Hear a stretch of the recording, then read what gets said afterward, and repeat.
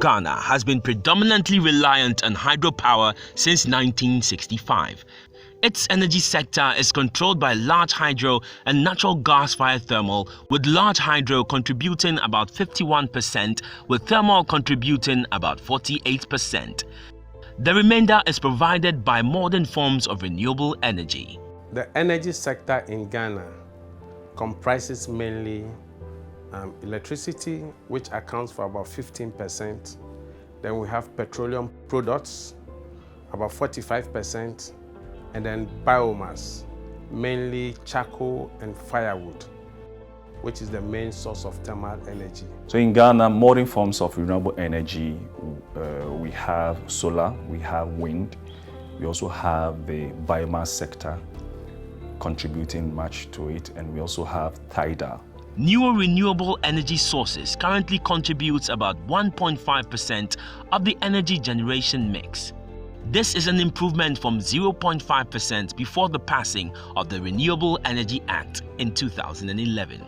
This act reflected Ghana's vision that its landmark, Akosombo Hydropower Plant, a major achievement at national and international level, should soon be flanked by a broad range of other RE technologies emerging in a rapidly evolving global market. So the main challenge has been the overdependence on these fossil fuel-based power plants and also the large hydro. And because of climate issue, sometimes the inflow of water into the Akosombo Dam, that's the main one, and also to the Black Volta is not so consistent. And we cannot just depend on them. So what we are doing as a country is to diversify and look at renewable energy resources. We have the abundance of sun. We have also wind resources. We have other forms of resources that we can look at. So what we are doing is to grow. The one that is, I think, everybody is looking up to is solar. Hydro has been with us as a country in Ghana since 1965 when the Akosombo Dam was built, and we know it very well. The engineers we have there, we have the institutional memory with VRA, the Ministry, Energy Commission and all that. But solar and wind are new, and they have a unique property that they are not stable, or they vary depending on the weather. Also, because they are new, we don't have the institutional memory, the engineers are not aware, they don't have the expertise, so this makes it a bit more challenging to integrate solar and wind in the country compared to, say, hydro. The government of Ghana is committed to making electricity generated from renewable sources an integral part of the country's energy sources. This will be achieved by implementing RE technologies, build expertise, and develop the domestic market for RE. In 2015, Ghana published its National Determined Contribution for the UNFCCC. In it, Government of Ghana also makes its national strategic target of generating 10% of electricity from renewables by 2030, part of Ghana's contribution to the international climate agenda. Ghana is committed to the Paris Agreement on climate change, and one of the efforts towards Ghana's commitment to achieve this is to deploy renewable energy across various stages within the country. And one of the programs of action under the agreement is to scale up the penetration of renewable energy by 10% by the year 2030.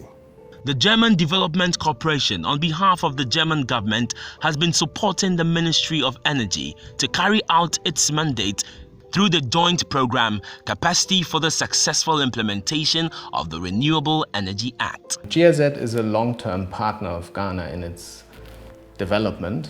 For the past several decades, we have been implementing, on behalf of the German government, projects in various sectors that have been agreed between the government of Germany and the government of Ghana. The most recent one in the long-standing cooperation is sustainable energy, by which we mean renewable energy and energy efficiency, as well as the subject of expanding access to energy and the productive uses of energy. In renewable energy, GIZ supports the government of Ghana and other stakeholders in expanding the use of renewable energy technologies to increase energy efficiency, as well as access to energy and the productive use of energy.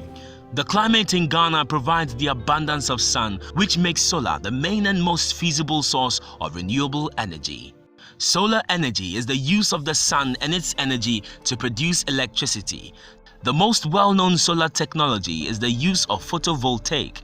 This is the direct conversion of sunlight into electricity. This technology was developed in 1973 but gained recognition on the international market after the year 2000. There are two options to use solar photovoltaic. One is installing systems on the ground, on the floor, and the other ones are on rooftops. In cities like Accra, it is very difficult to find ground for putting PV on it. It is obviously very easy to find a lot of buildings with roofs.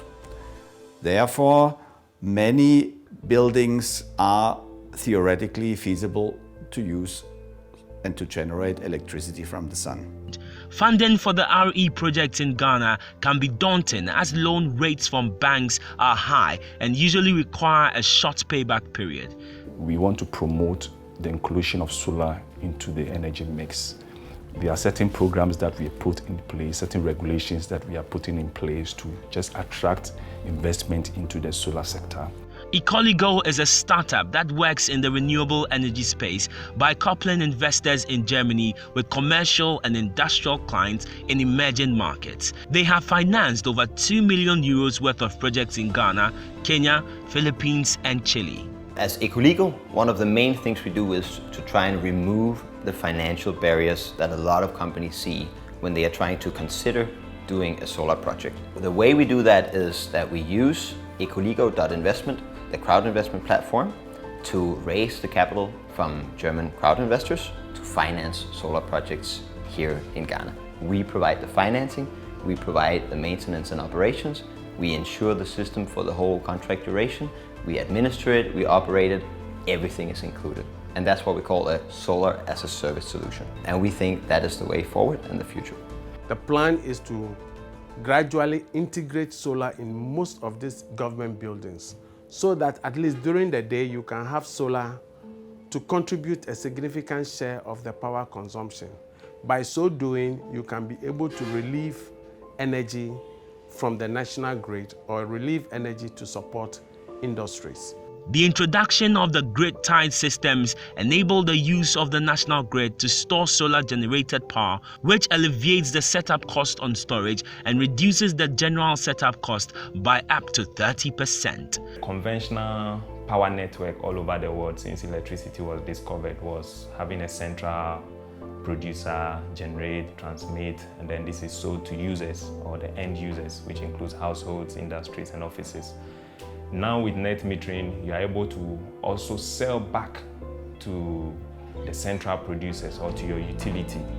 And there's a two-way flow. This is what net metering enables a country to do. The Association of Ghanaian Industries is very active in the pursuit of the development and regulation of the renewable energy interventions as its members are heavily dependent on energy. Association of Ghana Industries is a big industrial association with over 1,500 companies as members spreading across 23 different sectors and across the entire country. We galvanize our members to make use of renewable energy as an alternative source of energy because it's cheaper and it's cleaner. We believe that if companies are using renewable energies, eventually it's going to reduce their cost of operation, and by so doing their products cost will be cheaper, their cost of production will be cheaper, their prices will be cheaper, and then consumers will get goods at a cheaper price.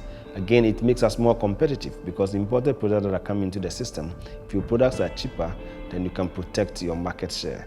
Solar really has an important role to play in the energy mix for utility scale, for distributed generation, as well as for off-grid, stand-alone applications. We think, and we truly believe, that it's imperative to implement alternative sources of energy into your energy mix. And we think that solar energy particularly is very important for Ghana to really reap the benefits of economic growth over the next couple of years. In some of the very remote rural areas where it is difficult to even charge a mobile phone, solar could play that role very easily. In the remote medical facilities, where it is difficult to have a generator running a vaccine refrigerator for 24 hours, the application of solar makes it quite easy to provide clean, good medical health care to our fellow Ghanaians in the remote areas. When it comes to renewable energy, there is sustainability in terms of the environment. It's better for the earth we live on. And also there's a lot of jobs to be created, especially with distributed generation.